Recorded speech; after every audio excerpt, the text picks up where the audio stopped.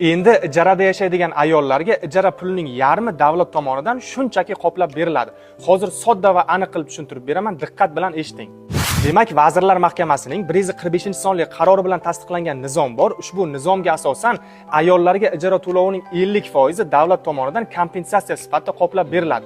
Faqat ularga bunda ikkita talab qo'yiladi. Birinchi navbatda ular 30 yoshdan oshgan bo'lishi hamda kambag'al oilalar reyestriga kiritilgan bo'lishi lozim.